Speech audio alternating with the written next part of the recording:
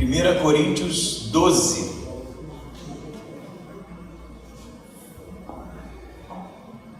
Todo mundo encontrou? Todo mundo com a Bíblia na mão aí, porque a gente vai estudá-la, né? Deixe-me fazer uma breve introdução sobre o capítulo 12. Vocês perceberam, semana passada aqui, a gente estudou sobre a ceia, não é isso?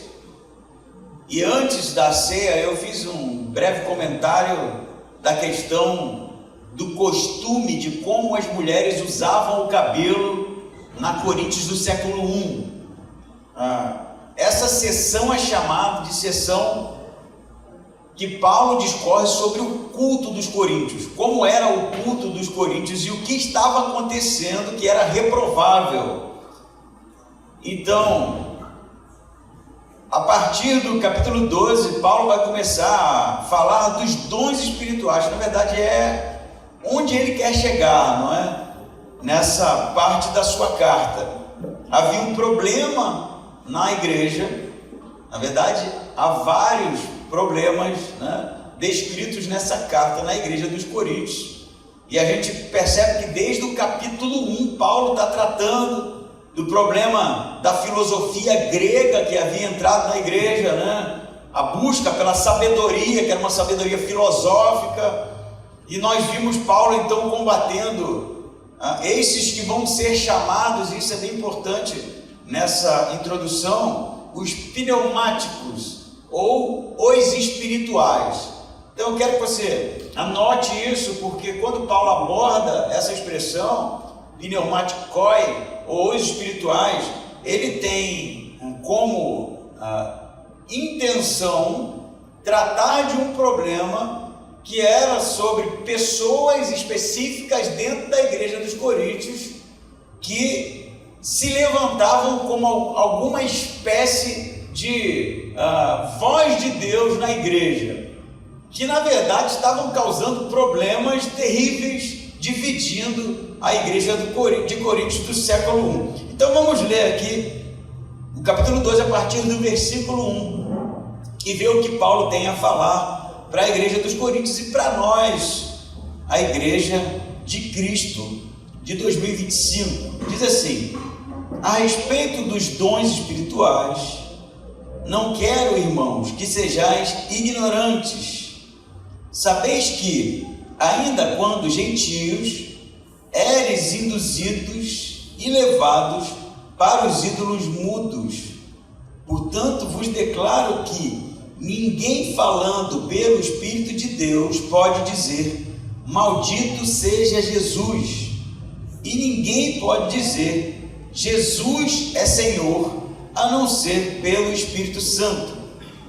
Há diversidade de dons, mas o Espírito é o mesmo. Há diversidade de ministérios, mas o Senhor é o mesmo. E há diversidade de realizações ou serviços, mas é o mesmo Deus quem realiza tudo em todos.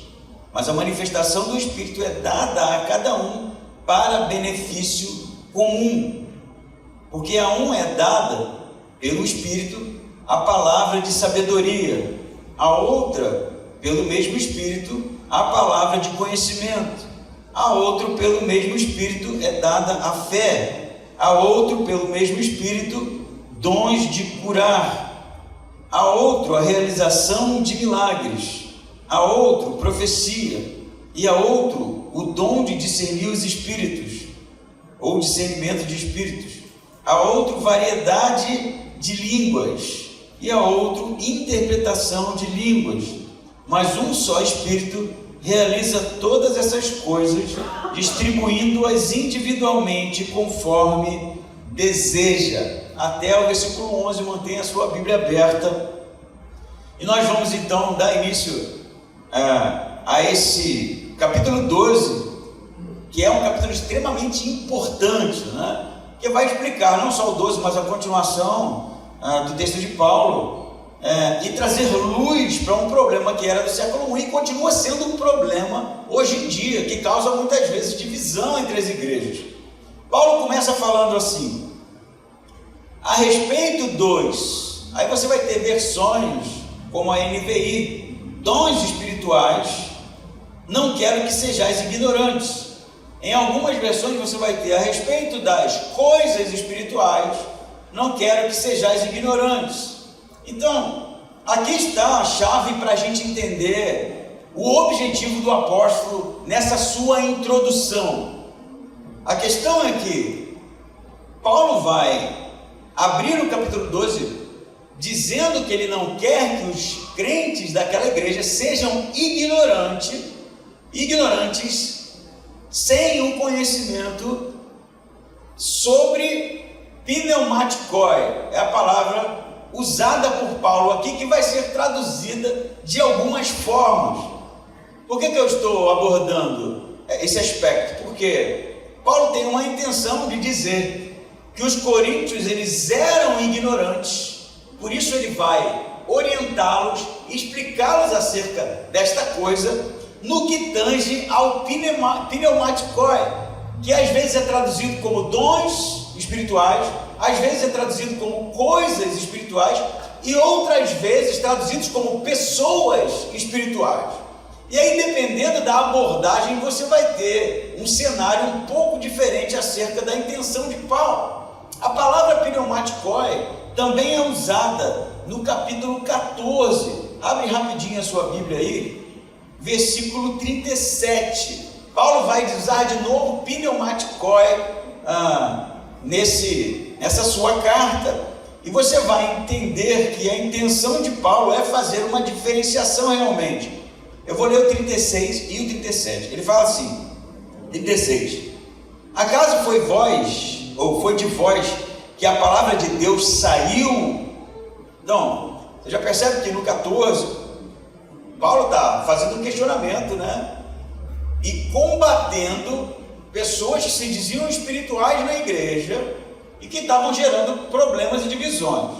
Então, o 36 é mais ou menos, né, o que você vai entender aqui. A gente vai chegar no capítulo 14 e vai estudar isso com mais intensidade, mas o que eu quero salientar, ele vai dizer assim: ou ela veio somente para vós, se alguém se considera profeta, ou, o que está na sua Bíblia aí? Ou o que? Espiritual. Pneumatikoi. Se alguém se considera profeta ou pneumatikoi, espiritual, mesma palavra, mas aqui não é dom espiritual, aqui é se alguém se considera profeta ou espiritual. E aí você pode fazer uma pergunta para Paulo: Paulo, ser profeta é diferente de ser espiritual? Porque ele está fazendo uma diferenciação. O que eu quero dizer com isso? Me parece que no argumento de Paulo na sua carta aos Coríntios, pneumatikoi é um grupo específico de pessoas que se diziam usados por Deus e manifestavam um tipo de dom público que achavam ser mais excelente, e eles estavam gerando problemas na igreja. Então, se você fazer essa abordagem, ou fizer essa abordagem de que o que Paulo tem como intenção não é necessariamente que eles fossem ignorantes acerca dos dons espirituais, mas que eles não fossem ignorantes acerca do que são os espirituais, do que são pessoas espirituais, ou de que aqueles que se diziam espirituais eram relevantes na igreja, você vai ter uma abordagem, quem sabe, mais assertiva. Eu vou ler de novo um agora com esse pano de fundo, a respeito dos espirituais, como no 14. Não quero, irmãos, que vocês sejam ignorantes. Então, vocês são ignorantes sobre isso, né? Por isso que ele não quer que eles sejam, que ele vai explicar. Ele diz assim: sabeis que ainda quando eres gentios, induzidos foram e levados para os ídolos mudos. A pergunta que fica aqui, que isso tem a ver com a introdução de Paulo. Vocês sabem que quando vocês eram gentios, né, antes de vocês se converterem, quando vocês eram pagãos ou pagões, vocês eram induzidos, levados para os ídolos mudos. E os ídolos mudos, a gente sabe que são os ídolos que davam ali origem à idolatria, né? Como era o culto de mistério dessas religiões pagãs. Só que tem uma coisa interessante nessa expressão de Paulo, é que o levados para ídolos mudos é do grego apagomenoi, que não significa levado no sentido de seduzido, mas arrastados.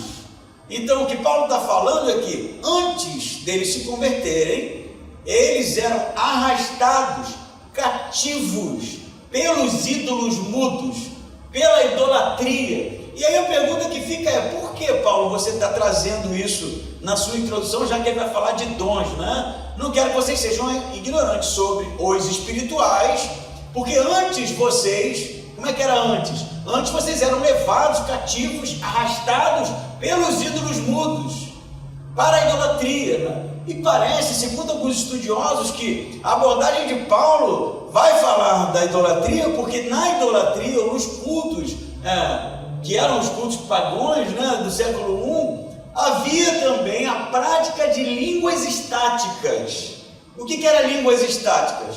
Eram manifestações, né, espirituais que davam origem à glossolalia, a um tipo de fala misteriosa. Isso era praticado nas outras religiões, isso era praticado nos cultos idólatras. E Paulo vai dizer no capítulo 10, vocês se lembram quando nós estudamos, que os ídolos são o quê? Vocês lembram, gente? Demônios. Paulo diz isso, que os ídolos, por trás dos ídolos, estão os demônios. Então, se havia uma manifestação espiritual através da fala nos cultos idólatras, essas manifestações espirituais se davam através de demônios. Isso, quem sabe, abre uma porta para que nós possamos entender aonde Paulo quer chegar. Não quero que vocês sejam ignorantes quanto aos espirituais, porque antigamente o conhecimento que vocês tinham da espiritualidade era um conhecimento que era a escravidão, conduzidos, arrastados para os ídolos mudos. Embora isso não esteja no texto, mas o que Paulo tem em mente, me parece, e o que vocês conheciam de fala estática, o que vocês conheciam da linguagem, da glossolalia espiritual, na verdade era coisa demoníaca.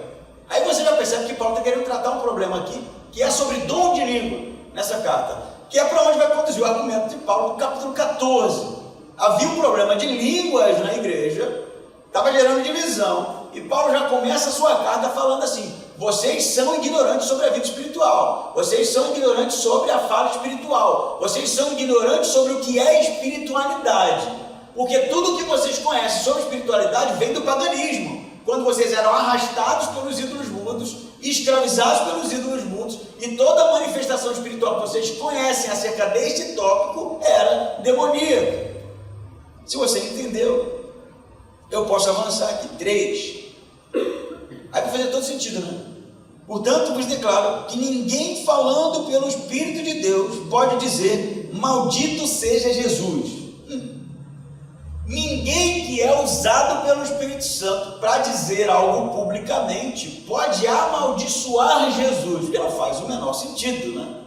Como é que alguém poderia se levantar na igreja em nome de Deus e dizer: Jesus é maldito, né? No grego é anátema, Jesus. E anátema a gente sabe que é uma expressão do Antigo Testamento de algo que era amaldiçoado, ninguém poderia tocar, né? Os que ousaram morreram, não foi?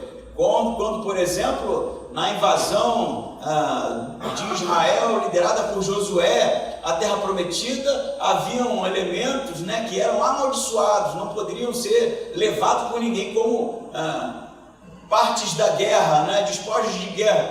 E aí, quando se escondeu uma capa, não é, e algumas moedas de prata, o que Deus fez? Exterminou, porque aquilo era anátema, aquilo era maldito. O que Paulo está dizendo? Ninguém pelo Espírito Santo pode dizer: maldito é o Senhor Jesus. E você vai concordar, óbvio, não pode, né? Mas a pergunta que fica, de novo, gente, será que Paulo está falando isso porque alguém disse isso no culto? Será que alguém disse, usado pelo Espírito Santo, né? Com falas misteriosas, com falas espirituais, com língua estática: maldito seja Jesus? A pergunta que fica é: se isso aconteceu, eu acho, né, que Paulo teria um capítulo só para explicar que isso era terrível, né? porque Paulo é combativo. E quando há um problema na igreja, Paulo combate, e em um capítulo inteiro o tema é realmente discutido e desenvolvido. Então, se alguém disse que Jesus é maldito no culto, eu penso que Paulo poderia, ter escrito um capítulo inteiro. Outros vão dizer, por exemplo, que não. Ninguém disse isso no culto, porque seria um absurdo, um crente dizer maldito seja Jesus. Então, provavelmente, Paulo está se referindo aos judeus. Ninguém pode dizer anátema seja Jesus. O problema nesse segundo argumento, é que os judeus não tinham o Espírito Santo. E parece que a abordagem de Paulo aqui é de pessoas que tinham o Espírito Santo e que estavam no seu texto e nessa hipótese amaldiçoando Jesus, o que seria realmente muito estranho. Mas tem um terceiro caminho que eu acho bem interessante e tem tudo a ver com o texto que nós estamos lendo e a maneira como está sendo exposta. Havia no século I umas coisas chamadas tabuinhas de orações de maldição. Isso foi encontrado pela arqueologia há pouco tempo em Coríntios. Então eram umas tabuinhas que as pessoas oravam publicamente amaldiçoando outras pessoas. Então, interessante que nesse argumento pode ser que o que os coríntios estavam fazendo em nome do Espírito Santo, manifestando publicamente um dom, teoricamente vindo dos céus, e por conta das divisões que haviam na igreja, e a gente já viu tantas, divisões por causa, por exemplo, da comida, divisão por causa de líderes, uns preferiam outros preferiam outros, E é possível que os coríntios estivessem usando o dom de línguas para amaldiçoar outro dentro da igreja. Esse argumento é do Bruce W. Winter, ele que realmente trouxe à tona a discussão das tabuinhas. E se isso está certo, o que as pessoas estavam fazendo lá? Aqueles que eram discordantes, aqueles que eram outro grupo que tinham umas preferências que eram diferentes da minha, eu aqui, em nome de Deus, amaldiçoava essas pessoas, falando em nome do Espírito Santo, manifestando publicamente o dom de línguas ali, como se fosse algo vindo do céu, E aí, Paulo está combatendo aqui que ninguém, em nome do Espírito Santo, pode dizer maldito seja Jesus, não necessariamente a pessoa de Jesus, mas maldito é aquele que faz parte da igreja que eu congrego. Que se faz parte da igreja que eu congrego, faz parte do corpo de Cristo, Por isso que Paulo estaria dizendo, isso é um absurdo. Dizer maldito um membro da igreja de Cristo é a mesma coisa que dizer maldito seja Jesus.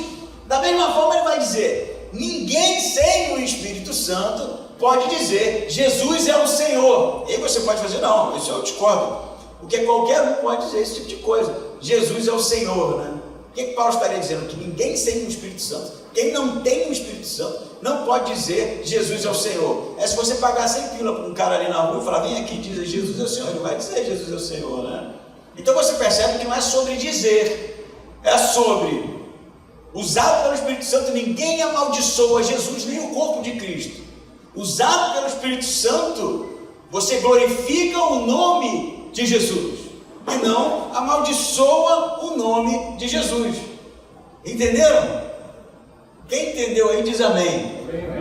Amém, Então você percebe que nesse tipo de apontamento se usava o Espírito Santo no final da história para diminuir o outro, para dizer que o outro era menos importante, para dizer que o outro estava errado, para dizer que o outro não tinha noção, em nome do Espírito Santo. Isso tem 2000 anos, gente? Não acontece mais, Quem riu aí? Não acontece mais não, A gente não vê ninguém se levantando na igreja para dizer que o outro não é espiritual, é carnal. Não tem isso não, Você, uma bugada rápida, você vai encontrar inúmeros vídeos, áudios, piadas, memes, e as pessoas continuam fazendo esse tipo de coisa desde o século I. Em nome de Deus se amaldiçoa o outro, em nome de Deus se humilha o outro, em nome de Deus você vai dizer que o outro vai terminar muito mal. Não tem isso. Eu lembro aqui de um vídeo bem antigo de um pastor numa dessas igrejas, não me lembro qual era a denominação, mas ele estava bem nervoso, né? Eu acho que ele era seminarista, e ele estava bem nervoso, de terninho, né, e tal, e ele começa a sua introdução falando: irmãos, me desculpa, né, que eu estou um pouco nervoso, é a primeira vez que eu venho pregar aqui na igreja e tal. E ele lê o texto e começa a desenvolver ali a exegese. De repente levanta uma irmã, né, na igreja, uma senhora, vira de costa para ele e começa a falar: eis que vos digo, ela fala mais alto do que ele com o microfone, eis que vos digo, você não está preparado, você está na carne. Cara, acabou com o cara e sentou. 5 minutos desse negócio, ele ficou quietinho. E aí, o que o cara fala depois disso? Isso existe e muito. Mas o que Paulo está dizendo é que o dom espiritual, ele vai dizer aqui para nós que Deus distribui dons, que o Espírito Santo distribui dons para a igreja. Ele é espiritual quando ele glorifica a Jesus. Ponto. O dom espiritual, ele só é espiritual, pneumaticói, quando ele glorifica a Cristo. Se o dom serve para autoexaltação, se o dom serve para a humilhação das pessoas, se o dom está servindo para que o outro seja exposto, se o dom está servindo para envergonhar, se o dom está servindo para dividir, se o dom está servindo para trazer intriga, duas opções: ou ele é carnal ou ele é demoníaco. Demoníaco é o que Paulo está dizendo. Por isso eu penso, nós temos que ter muito discernimento, porque nem toda manifestação espiritual é de Deus. Nem toda manifestação espiritual é de Deus. E como é que eu sei, pastor? Como é que eu vou saber? Não é por causa do show, não é por causa da estética, de como se parece, não é se é bonito ou se é feio, é o conteúdo da mensagem. O conteúdo da mensagem precisa ser: Jesus é o Senhor, precisa ser para a glorificação da pessoa de Cristo. Se não for para a glorificação da pessoa de Cristo, não procede do Espírito de Deus. Amém? E aí você vai olhar o que acontece no mundo hoje. Eu poderia dizer para você que 99% das vezes não é sobre Jesus. Assim, o cara vai e fala assim: oh, cantarei da labassura e cantarai. Isso está glorificando quem, afinal de contas? Ah, pastor, mas é mistério, sabe? Você não está entendendo, mas Deus está entendendo. Ora bolas, se eu não estou entendendo, você não está entendendo, quem está sendo glorificado? Como eu vou saber, afinal de contas? Ah, mas Deus sabe. Mas eu não sei, mano, como é que eu vou dizer amém para uma coisa que eu não sei o que é? Ah, mas era tão bonito, parecia ser de Deus. Precisa ser perceptível, entendível, claro, Jesus é o Senhor. Essa manifestação vem do Espírito Santo. Se você não entende nada, não está entendendo nada, se aquilo não é claro, se aquilo não fala sobre Jesus, se aquilo não glorifica o Cristo, rechace. Ah, mas Coríntios 14 fala que aquele que fala em línguas fala mistério. Calma, a gente vai chegar lá. Muita calma nessa hora. O nosso ponto aqui, nosso primeiro aspecto trazido por Paulo aqui: o Espírito Santo produz dom na vida das pessoas, e esses dons são única e exclusivamente para a glorificação de Jesus. Se não for para a glorificação de Jesus, não é de Deus. Amém? Amém.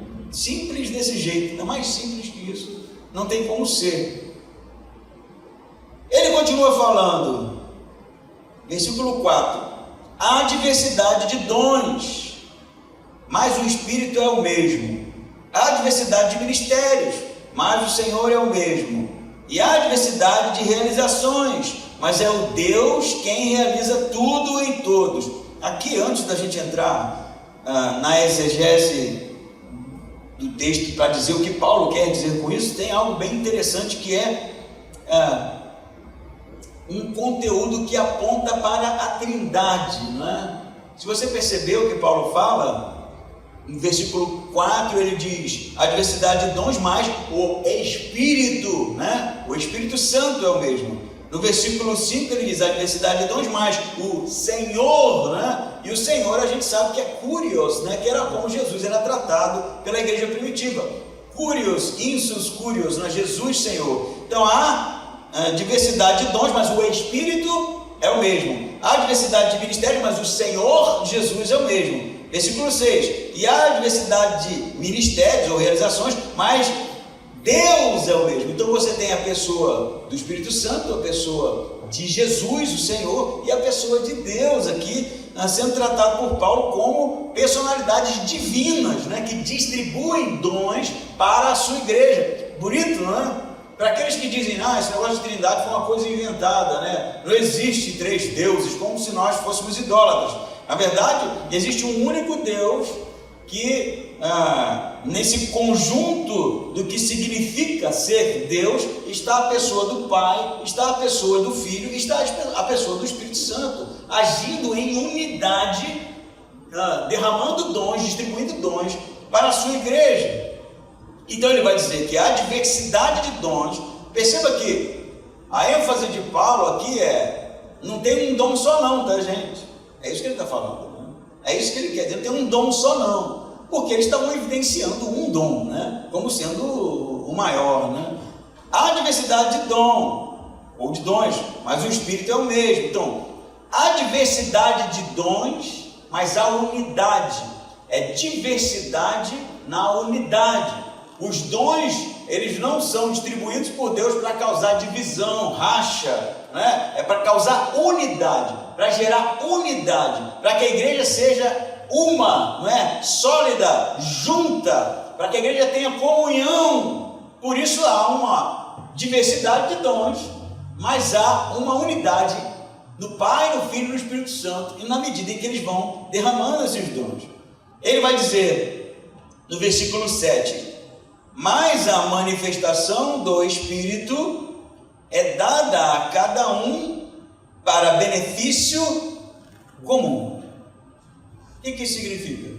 Significa que os dons são distribuídos para o benefício da igreja. Os dons são distribuídos para a edificação da igreja. Os dons são distribuídos para que a igreja seja beneficiada. Os dons não são distribuídos porque eu gosto mais desse dom ou daquele dom. Os dons não são distribuídos porque eu me sinto bem assim. Os dons não são distribuídos para que eu brilhe, não é? Para que eu seja reconhecido no meio da igreja. Não há nenhum outro tipo de objetivo na distribuição de dons, a não ser para que o corpo seja edificado. Amém? Então o dom precisa ser para isso. Deus distribui dons, o Espírito Santo distribui dons, Jesus distribui dons, mas esses dons têm um objetivo: edificação da sua igreja. Se isso é verdade, e é isso que Paulo está dizendo, é verdade também que Deus distribui dons aos crentes. Se você tem o Espírito Santo irá lhe capacitar, ele irá desenvolver na sua vida dons para o benefício da igreja, para o crescimento da igreja. Qual é o seu dom? Essa é a pergunta. Não tem dom de ficar no banco. Não existe o dom de ficar no banco. Não tem dom de ir ver o culto, assistir o culto. Não tem dom de espectador. Não tem dom de crítico do sermão. O dom é para que você trabalhe juntamente com outros no crescimento, no fortalecimento, na comunhão do corpo.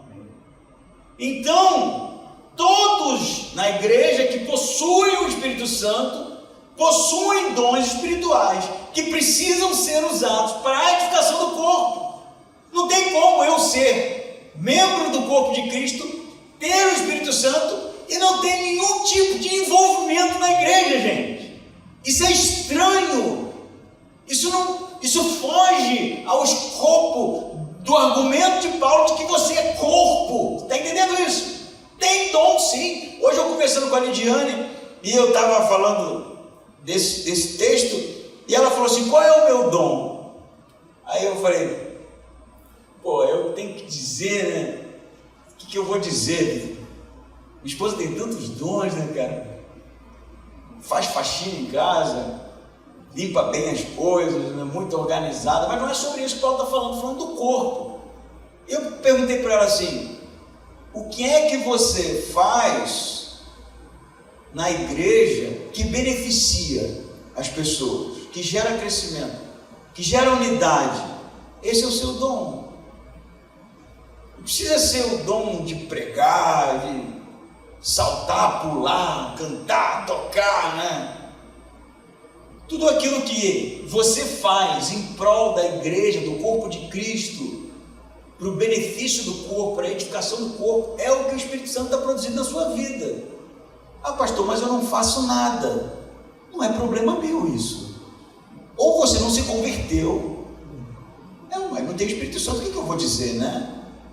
Ou você realmente não está deixando o Espírito Santo te usar para o benefício do corpo. Conclusões óbvias, não é? Olha o que Paulo vai dizer: há diversidade de dons, versículo 4, mas o Espírito é o mesmo. Há diversidade de ministérios, mas o Senhor é o mesmo. E há diversidade de realizações, mas o Deus é o mesmo. Quem realiza tudo em quem? Em alguns. O que está escrito aí? Em quem? Em todos, gente. Todos. Você se converteu, recebeu Jesus como Senhor da sua vida, você é selado com o Espírito Santo da promessa e Ele vai produzir dom na sua vida. Para quê? Para servir, para que a igreja cresça, para que a igreja seja abençoada. A igreja é o corpo de Cristo, nada mais natural. Ah, mas eu não me encaixo em lugar nenhum nessa igreja, então procura uma outra que você possa servir. O que você não pode é ficar como espectador, vendo a coisa acontecer como se não fosse com você. E a minha presença no culto é o suficiente. Eu fui ao culto. Não é sobre ir ao culto, até porque a igreja não é culto, né? A igreja é um organismo vivo. A igreja é o corpo de Cristo. A igreja está aqui no domingo, está na segunda, está na terça, está na quarta, seja nas casas das pessoas, seja no grupo de WhatsApp, seja no tipo de relacionamento que a gente mantém, nos encontros casuais. Nós somos a igreja de Cristo, e os dons que o Espírito Santo está produzindo na sua vida não podem ser abafados, não podem ser ofuscados. Eles precisam realmente vir à tona para que a igreja seja abençoada. Portanto, se você não está se envolvendo em nada na igreja, comece a repensar o tipo de relacionamento que você tem com Deus. Portanto, se você é um espectador do Evangelho, comece a questionar o tipo de relacionamento que você tem com Deus, porque provavelmente a culpa não é de Deus, porque Ele distribui dons para todos. Todos. Amém? E o 7. Mas a manifestação do Espírito é dada de novo para alguns. O que está escrito aí, gente? Para cada um. Está entendendo isso? Se sou eu que estou falando, inventando essas coisas, né? Primeiro ele fala que distribui dons para todos. Depois ele diz que distribui para cada um. Cada um. Para benefício comum. Amém? Amém ou não amém, gente? Amém. Não ouvi não. Vocês não estão concordando não. Amém? Amém? Amém. Você tem o dom de dizer amém? Não, isso eu sei, né? Dizer amém eu sei pra caramba, né? Tem gente que não tem dom de bater palma, né? Já viu? Bate tudo errado na hora da música. Não é para fazer tudo, né? Mas é para deixar o Espírito Santo te usar. Existem capacitações que o Espírito Santo produz na vida da gente, para que a gente realmente seja uma bênção para a igreja, para o corpo. E aí vamos à lista, né? Tão esperada a lista, versículo 8. Porque a um é dada pelo Espírito a palavra de sabedoria, a outra pelo mesmo Espírito a palavra de conhecimento. Eu vou, antes de ler tudo de novo, né, eu vou fazer uma ressalva aqui. Há uma divisão na lista de Paulo. É claro que essa lista aqui não é a lista final, né, dos dons. existem outras listas escritas pelo apóstolo, descritas pelo apóstolo, e ela é realmente muito rica. Aqui a lista, ela realmente tem um objetivo no argumento de Paulo. Não sei se você sabe, mas as listas do mundo antigo, elas eram escritas por ordem de importância. Os últimos da lista normalmente eram os menos importantes, e os mais importantes eram os primeiros da lista. Por isso, vai ver, é o motivo de Paulo colocar no início da sua lista, como dons mais relevantes aqui, o espírito de palavra, de sabedoria e palavra de conhecimento. Isso é um dom de bater, né? Eu vi ontem o UFC, eu assisto o UFC, eu gosto, né, de artes marciais. E aí teve um brasileiro lá que mais sentou a mão no cidadão lá, mas nocauteou o cara, jogou o cara no chão. E aí depois ele vai falar no microfone, ele fala: toda honra e toda glória ao Senhor Jesus. Foi mais ou menos isso que ele fez. Toda honra, toda glória ao Senhor Jesus. Eu falei: cara, que situação assim paradoxal, né? Primeiro ele enfia a mão na cara do cara e depois toda honra, toda glória ao Senhor. Tudo bem, são atletas e treinam para aquilo, né? Mas o que o texto está falando não é sobre isso, né? É realmente uma lista de relevância, porque ele tem um objetivo, e os últimos da lista aqui são os menos importantes, e Paulo vai abordar isso depois. Então, há uma divisão que é esse primeiro bloco sobre dons de ensino. Caixa, né? Qual o inimigo isso? Alguém tem o dom de exorcizar? Você vai bater na... Desliga ela, desliga ela. É assim, se não for usado por Deus, Deus desliga, né? Ser desligado. Tudo que ligares na terra, né, gente? Pois então, o primeiro bloco seria o dom pedagógico, não é? De ensino, ou conectado com a ideia da exposição e ensino da palavra.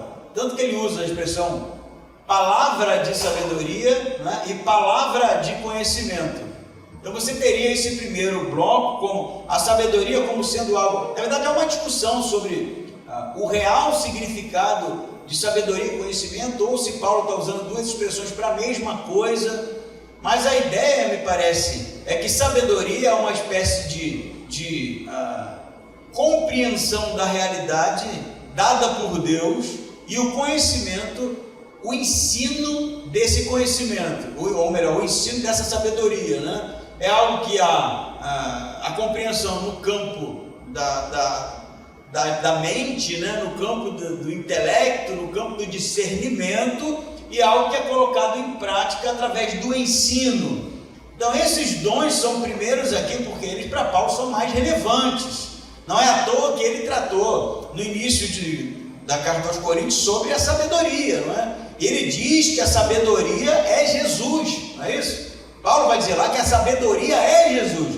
Então é provável e possível que no argumento de Paulo, o dom mais relevante da sua lista aqui é o ensino das coisas pertinentes ou pertencentes à pessoa de Cristo. Então seria palavra de sabedoria e palavra de conhecimento. No versículo 9 você teria uma outra lista, que são dons espirituais ou sobrenaturais. Todos são dons espirituais, mas esses aqui voltados mais para questões sobrenaturais. E ele vai falar sobre fé, curas e milagres. Então vamos falar sobre fé aqui. A fé aqui como dom não é a fé para salvação, porque todos esses crentes, né, se tinham o Espírito Santo e se manifestavam dom, já eram salvos. Então Paulo não está falando da fé salvífica como dom, ele está falando da fé com uma outra abordagem, né? Não é a fé para a salvação, eles já eram salvos, mas era a fé que o Espírito Santo produz na vida de alguns, né? E que tipo de fé é essa? Jesus mesmo vai dizer que se tiverdes fé, não é, do tamanho de uma semente, você pode mover montanhas. Então parece que há, através do Espírito Santo, uma capacitação na vida de alguns no que tange a uma espécie de relacionamento com Ele que produz atos grandiosos. Que tipo de coisa? Não é que a pessoa ora e vai chover, fala que vai chover e chove, né? Mas a gente conhece, pelo menos na história da igreja, tanto a primitiva quanto os crentes posteriores, de pessoas que morreram queimadas, né? Como mártires da fé, mas que não negaram a pessoa de Cristo, foram até o fim, né? E foram realmente ali mortas com realmente muita crueldade. Mas a pergunta é, o que essas pessoas tinham de diferente que fazia com que elas iam até o final, que fazia com que elas continuassem? Provavelmente elas tinham uma fé que era realmente algo produzido pelo Espírito Santo em momentos críticos, que fazia com que eles continuassem fiéis até o fim. Então, é provável que a abordagem de Paulo sobre fé seja sobre este elemento sobrenatural, não é? Por exemplo, existem pessoas que têm fé e que oram por outros e Deus age. Eu não estou dizendo que existe oração especial, mas existem pessoas que realmente têm um tipo de comportamento e relacionamento com Deus que é fora da curva, e esse pode ser realmente a abordagem de Paulo acerca da fé. Ele vai dizer, por exemplo, nesse bloco de dons sobrenaturais, ele fala: a outro, pelo mesmo Espírito, é dado dom ou dons de cura, né? E a gente sabe que na igreja primitiva, em Atos 1, relata como os apóstolos, através do Espírito Santo, curavam as pessoas, né? Atos vai dizer que somente a sombra de Pedro curava as pessoas. Então, havia no século I a manifestação do Espírito Santo, que era um dom dado pelo Espírito Santo para a cura de enfermos. Assim também, como Paulo vai abordar aqui, dons de milagres. Percebe que ele separa dom de cura de dons de milagres, né? E o milagre aqui é tudo que é fora do natural, né? Fora do âmbito da natureza. Que tipo de coisa Jesus produziu que não era necessariamente cura? Como transformar água em vinho. Não estou dizendo que a igreja primitiva todo mundo fazia esse tipo de coisa, não tinha o mesmo poder de Jesus, mas havia realmente a manifestação do Espírito Santo de dons sobrenaturais que realmente tangia esse espectro, não é? O exemplo é Paulo, quando ele fala para Elimas que ele ficaria cego, não é isso? Porque ele queria comprar o Espírito Santo. Pedro, na verdade, ele queria comprar o Espírito Santo e ele fica cego ali. Ou mesmo quando Pedro, no episódio de Ananias e Safira, percebe, né, que eles estavam falando era mentira, e aí o que acontece quando eles morrem ali naquele episódio? Então, toda essa abordagem que é um pouco assustadora para a gente, era algo que o Espírito Santo produzia na vida das pessoas. Ah, pastor, isso ainda acontece hoje? Calma, né? A gente ainda está na nossa lista aqui, que ele vai encerrar esse bloco de dons sobrenaturais ele fala da fé, fala do dom de curar e da realização de milagres, né? E assim encerra este bloco. O último bloco, ele vai trazer para a gente sobre dons comunicativos, né? Ou que comunicava alguma coisa para as pessoas na igreja. Então, perceba, pedagógico, sabedoria e conhecimento, né? No meio você tem dons sobrenaturais, que era fé, era cura de enfermos e era milagres, não é? Isso acontecia realmente no século I e continua acontecendo. E ele vai abordar no final da sua lista, né? Isso aqui é relevante porque é o assunto que Paulo vai tratar posteriormente, esses dons comunicativos, né? E ele vai falar de profecia, espírito de discernimento, línguas e interpretação de línguas. Vamos aqui por partes. Profecia, né? O que era profecia? Se você olhar no Antigo Testamento, A profecia, ela era algo que estava conectado ao profeta, não é? Você tem personagens no Antigo Testamento que eram profetas porque falavam na autoridade de Deus, não é isso? Cite aí alguns profetas que você se lembra aí. Elias, então, primeiro o pessoal lembra Elias, né? Vai falar de Elias, vai falar de Eliseu, vai se lembrar de Samuel, que além de sacerdote também era profeta. E você tem aí Isaías, Ezequiel, você tem Daniel, você tem Malaquias, Jeremias, você tem uma lista enorme. Então, o que há em comum entre esses profetas do Antigo Testamento? Eles falavam na autoridade de Deus. Quando o povo se desviava do caminho, o povo começava a se envolver com idolatria, era sempre isso, né? E aí Deus chamava o profeta para que o profeta exortasse o povo a se converter, a se arrepender, a retornar. Caso contrário, Deus faria isso, não é isso? E aí a pergunta que eu falo para você era algo misterioso no sentido de não haver compreensão das pessoas? Não, era algo realmente muito claro. Inclusive, na maioria das vezes, os profetas usavam de artifícios teatrais, não é? Para que a sua mensagem fosse mais clara possível, não é isso? Deus falava, vai lá e para Jeremias, quebre o vaso. Aí ele pegava um vaso lá na frente de todo mundo e pum, quebrava. E assim como esse vaso se quebrou, Deus irá dividir essa nação será quebrada e levada cativa por outros povos, não é assim? E no Novo Testamento, você tem um profeta bem interessante que é o Ágabo. O Ágabo, nós vimos isso quando estudamos Atos, ele vai pegar o cinto de Paulo, né, e vai prender as suas mãos e os seus pés no cinto e vai dizer, assim como este cinto está prendendo minhas mãos e meus pés, se você, Paulo, for para Jerusalém, você será preso, não é isso? É uma profecia que Paulo já sabia, né? Porque ele tinha entendido de Jesus que era para descer para Jerusalém. Então, você percebe que é algo compreensível, existe um elemento futurístico nisso sim, mas não é absurdo. Normalmente é sobre arrependimento e retorno para os caminhos de Deus. No Novo Testamento você tem um outro profeta, esse eu sempre gosto de citar, que é o pai de João Batista, Zacarias, não é? Era um sacerdote. Zacarias duvida da gravidez da esposa, porque ela era velha, e ele fica mudo por causa do seu ceticismo, não é isso?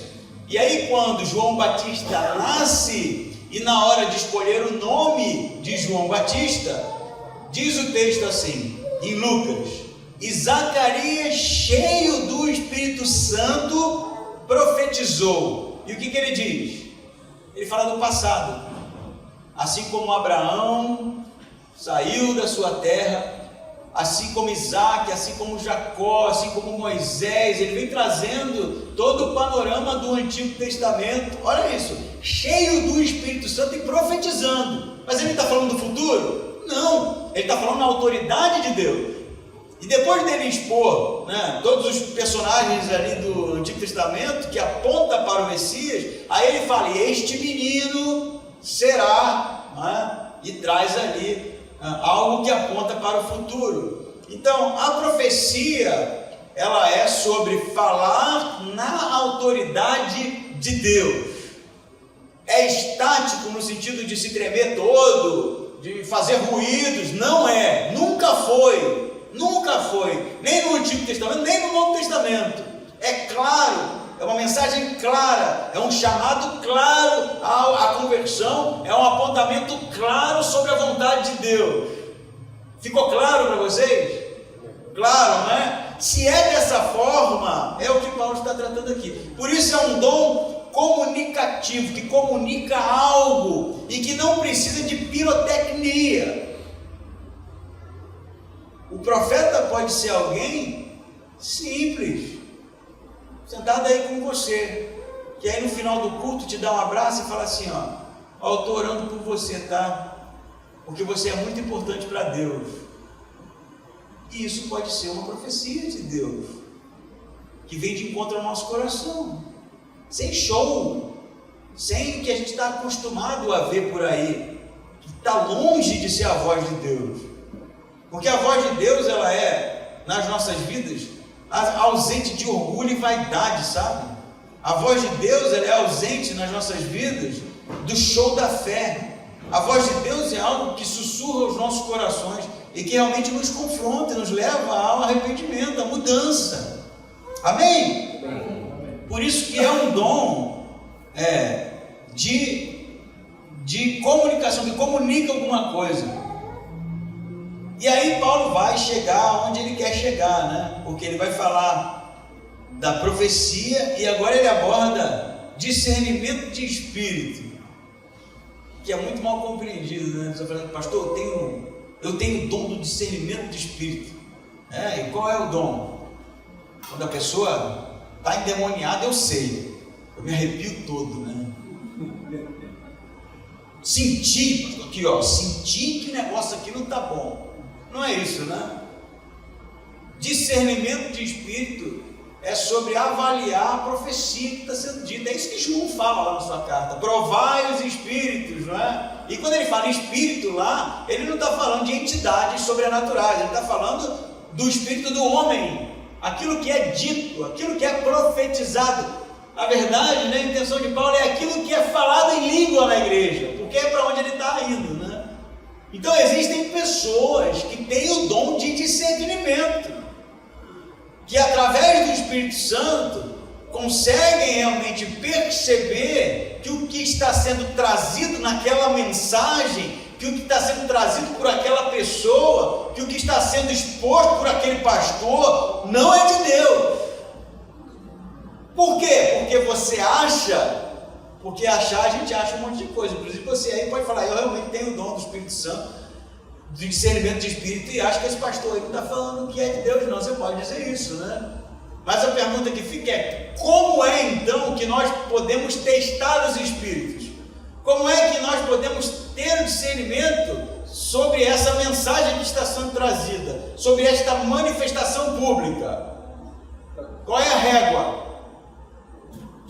Palavra de Deus. Quem tem discernimento do espírito tem conhecimento da palavra de Deus, tem conhecimento das escrituras, porque essa é a regra, não é um achismo. Eu acho que isso aí não vem. Eu acho, você pode achar o que você quiser, né? Isso pode não fazer a menor diferença. É sobre perceber que o ensino é errado, que a profecia é errada, que o dom de línguas que está sendo trazido na igreja é para amaldiçoar o outro, é para humilhar o outro, e que não tem nada de Deus naquela história. Isso é um dom, gente.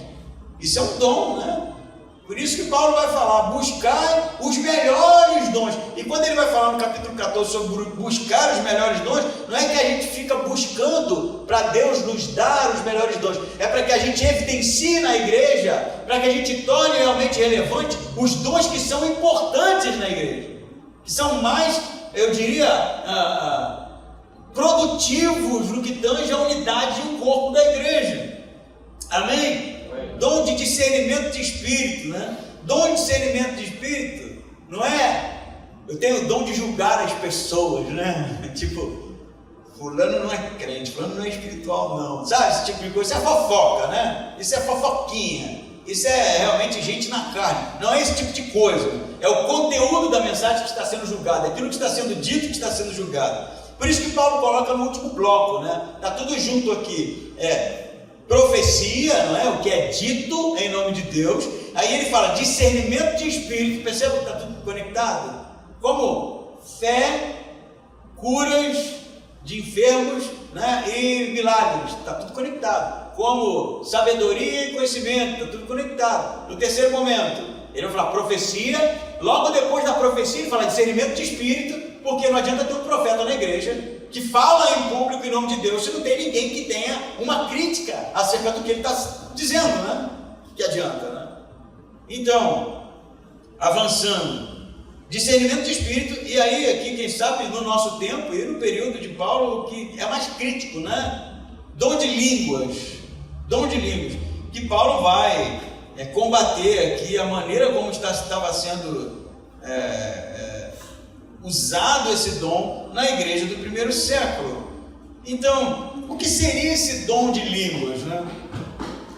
Se você pensar assim superficialmente no bloco, por isso é importante fazer esse tipo de ajuste, profecia, aquilo que é dito, não é? Em nome de Deus, mais discernimento de espírito para testar essa profecia, para saber se ela vem de Deus. E aí agora Paulo fala assim, línguas e o quê? Não entendi. Interpretação.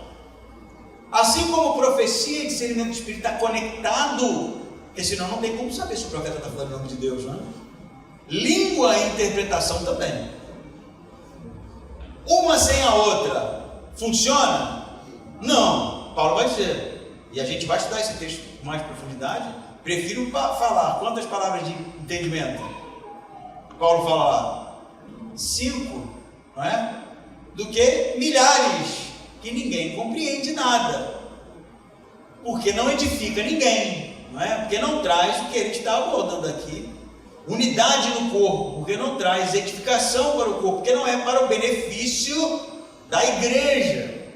Então o dom de línguas na lista de Paulo está conectado com a interpretação desses dons.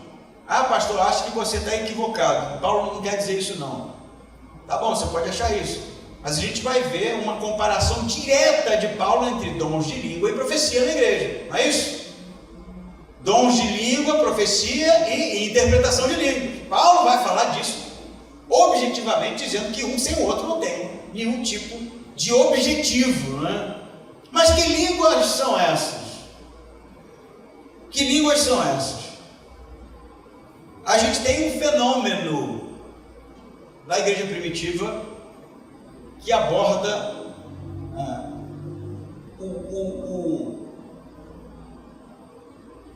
a completude da profecia de Joel. Joel diz assim: e o Espírito Santo será derramado sobre toda criatura, não é? E quando isso se cumpre? Em Atos 2, não é isso? Você tem a igreja reunida e de repente eles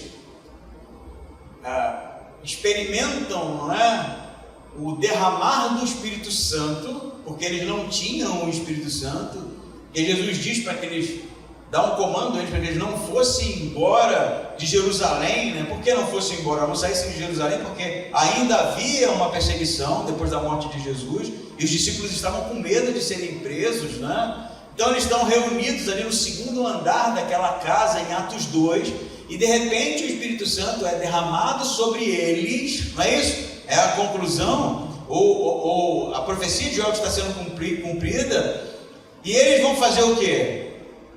Falar em línguas, não é isso?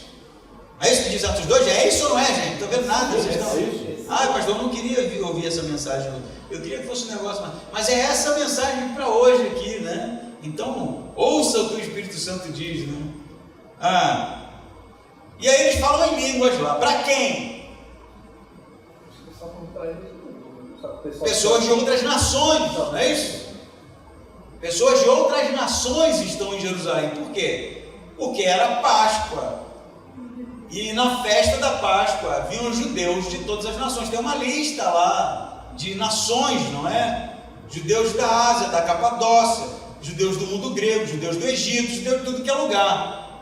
E aí eles, quando estão em Jerusalém, eles ouvem os apóstolos falarem, e o que acontece?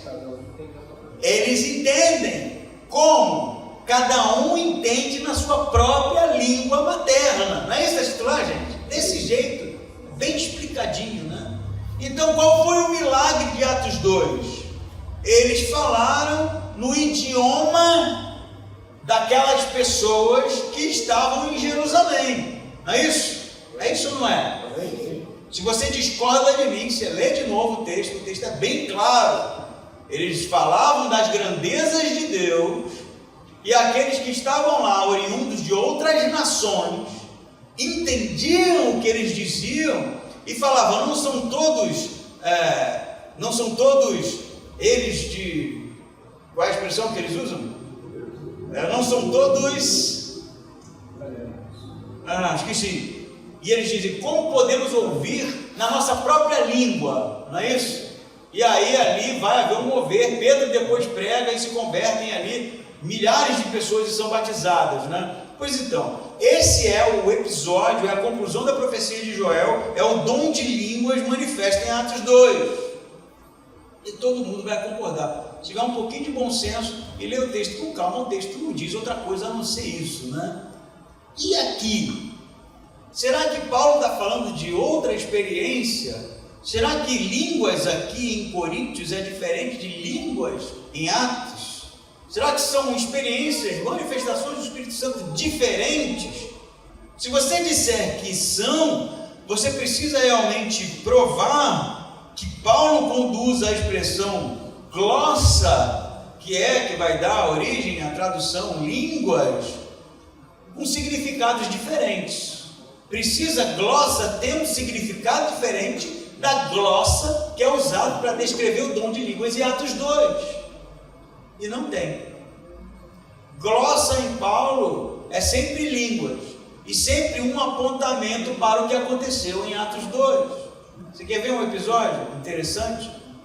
Pedro tem a visão de Cornélio, né? Na verdade, Cornélio tem uma visão do anjo e Pedro tem uma visão dos animais impuros, né?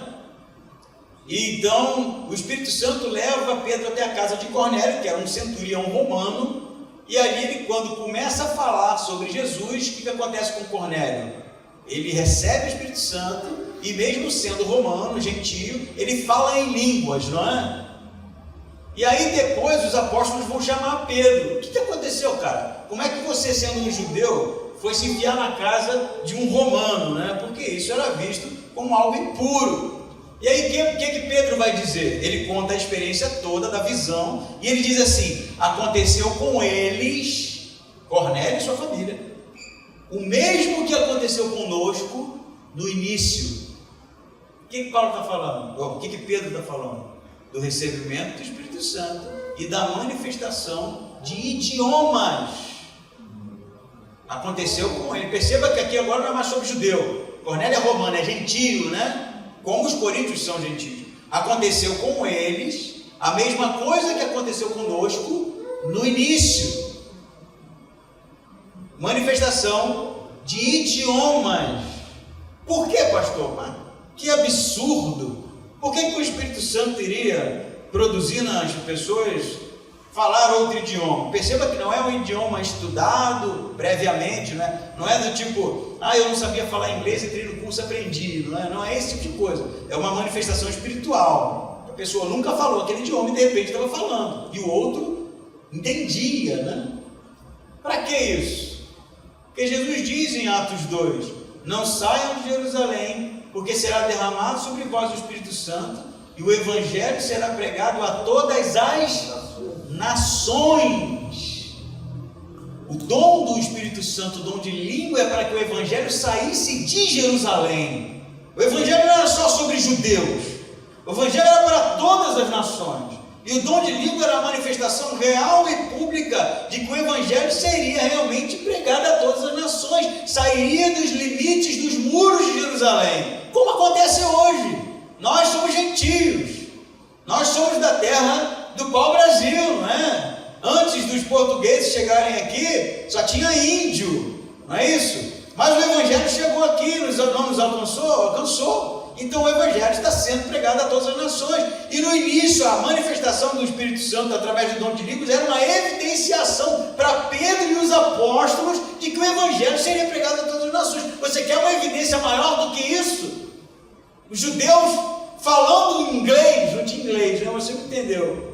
O judeu falando a língua egípcia, ele ia se questionar: por que eu estou falando egípcio? É porque o egípcio vai ser alcançado pelo Espírito Santo e pelo Evangelho e vai ser salvo. Entendi, pastor, mas Coríntios não tem nada a ver. Só tem corintiano ali, né? Não, né? Só tem santos. Não, também, né? Só tem todo mundo ali grego, fala a mesma língua. Não, senhor, queridão. A cidade dos Coríntios era uma cidade portuária, tinha 3 portos, era uma cidade voltada para o comércio, e ela realmente tinha uma movimentação de pessoas de outras línguas intensa. Não é à toa que Paulo vai dizer depois, a gente vai estudar isso, que o dom de língua não é um sinal para o crente, e sim para o descrente. Por quê? A pessoa chegava lá, falava outro idioma, de repente era abordado por um cristão falando o idioma dele, sem conhecer sobre as grandezas de Deus. A pessoa ficava chocada, e aí se convertia. Esse é o dom que está sendo tratado por Paulo em Coríntios, o mesmo de Atos. Eu não concordo, pastor, porque eu tive uma experiência e eu falei a língua dos anjos. Deixa eu te contar uma coisa. Experiência não é teologia. Experiência não é espiritualidade. Paulo acabou de falar que existem manifestações espirituais que não vêm do Espírito Santo. O início aqui é assim. Então tome muito cuidado com esse tipo de coisa. Tome muito cuidado com essas abordagens. O que eu penso ser mais seguro para nós é ser bíblico. Bíblico. E realmente ter discernimento de espíritos, né? Saber o que está sendo dito. O dom de línguas, ele é evidenciado em Atos 2, através da vida dos apóstolos que pregaram em outros idiomas a pessoas de outras nações, e esse dom continua presente na igreja dos Coríntios, porque havia necessidade da pregação em outros idiomas. Estava havendo quem sabe um exagero na igreja? Estava. É o que Paulo vai trazer depois. Mas ao mesmo tempo ele vai dizer assim: se há dom de línguas, precisa haver intérprete do dom. O que é o intérprete do dom? Eu levanto aqui falando húngaro. Tem que ter alguém para traduzir húngaro. E não é um estudioso do húngaro, é alguém que Deus manifesta na vida dele o dom de traduzir a mensagem. Mas tem húngaro aqui? Quem é húngaro aqui? Acho que ninguém, né? Então por que o Espírito Santo faria isso? Vamos pensar aqui. O Espírito Santo de Deus, que quer que todo homem seja salvo, numa igreja que só tem tupiniquim, né? Brasileiro, todo mundo fala português e mal, né? O nosso português é terrível. Aí Deus levanta uma pessoa aqui para falar japonês, para ter outra para traduzir o japonês para o português. Aí você está chamando o Espírito Santo de burro, no mínimo, porque é só falar em português, gente. Não há necessidade. Havia necessidade? Havia. Existe a necessidade hoje? Existe. Acontece hoje? Acontece. Mas não da forma como nós estamos acostumados a ver. Isso é meninice, carnalidade pura, o que acontece na maioria dos casos hoje. Até porque o cara chega para pregar, o pastor, a profeta, missionário, ele está falando aqui, não sei o que, você tem que isso, tem que aquilo, xarabarabará, e fica por isso mesmo, ninguém interpreta, ninguém sabe o que está acontecendo, e ele continua como se nada tivesse acontecendo. É assim que Paulo falou que é para ser? Não é. Então, ainda que aquilo seja uma evidenciação do Espírito Santo, não está produzindo absolutamente nada na vida de ninguém aqui. Eu penso ser muito mais uma tentativa de mostrar espiritualidade do que outra coisa. É uma tentativa assim bem ruim, né? Então eu vou contar para você uma história aqui de um amigo meu, já contei para alguns, mas permitam, eu acho que é relevante. Eu tinha um conhecido no Rio de Janeiro que ele era pastor em uma Assembleia de Deus. Ele havia se casado com uma menina que era membro da igreja batista que eu congregava lá no Rio. Não vou falar o nome deles porque não precisa. Então ela era lá da igreja batista. Ela conheceu esse rapaz, se casou com ele e ele se tornou pastor da Assembleia de Deus. Ela foi congregar na Assembleia de Deus com ele. E aí teve um problemaço lá. Ele saiu da igreja, pediu exoneração do cargo. Depois eu posso contar para você melhor a história. E se desligou da igreja. E aí um dia eu estava conversando com ele. Eu falei, mas e aí? você falava em língua lá? Ele era pastor da Assembleia de Deus. Ele, claro. Eu falei, e como é que você descreve essa experiência? Ele disse, eu fingia. Porque se eu não fingisse, como é que eu poderia ser um líder espiritual daqueles que falam em línguas? É um sisteminha, né? Se você fala em língua, você é espiritual. Pneumaticói, né? Oh, espiritual. E eu sou pastor, não falo? Eu não tenho o Espírito Santo, eu não sou usado por Deus, eu não sou isso, não sou aquilo. Assim, mal e porcamente, fazendo uma exegese do texto, Paulo está falando que há uma diversidade de dons. Então não vai ser todo mundo que vai falar em línguas, né? Mal e porcamente vai ser isso. Existem outros dons. Então eu posso ser extremamente usado por Deus, posso ser alguém espiritual e manifesto outro tipo de dom. Por exemplo, o dom de misericórdia, o dom de intercessão. Mas, para quem cultiva esse tipo de cristianismo, eu não sou espiritual. Porque espiritual é o que fala em línguas. Pô, aí você está realmente se enquadrando naqueles que estão sendo exortados a mudarem de postura, exortados a realmente se arrependerem do tipo de comportamento que está acontecendo na Coríntios do século I. Não é isso? Espiritualidade é aquele que fala em língua. Não dá, está longe de ser isso, porque você pode falar em língua e isso pode não ser de Deus, é o que Paulo vai dizer.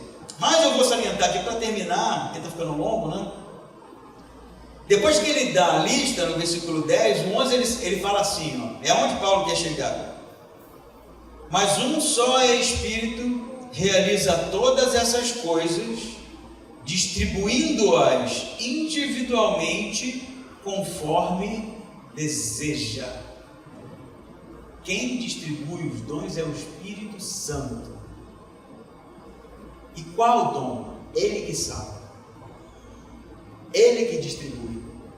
Ele que decide que tipo de dom vai ser distribuído para cada um. Portanto, não adianta tentar evidenciar um, ou achar que um dom é maior que o outro, ou achar que todos precisam manifestar um tipo de dom espiritual, porque isso cabe ao Espírito Santo. E como que ele decide? Ele decide por aquilo que é edificante para a igreja.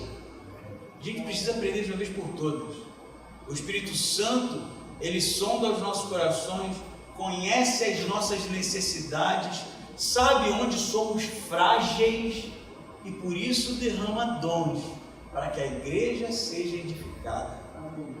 Amém? Alguém fala em língua aqui na igreja? Não sei, nem precisa responder. Mas a pergunta que a gente precisa fazer é: qual é a necessidade dessa igreja desse dom? Se não vai servir para edificação, é provável que você esteja equivocado. Ou nós teremos uma discussão sobre se os dons, eles são finais, você recebe o dom, para sempre tem aquele dom, ou se os dons são transitórios. O Espírito Santo derrama dons específicos em momentos específicos, para objetivos específicos, e depois muda.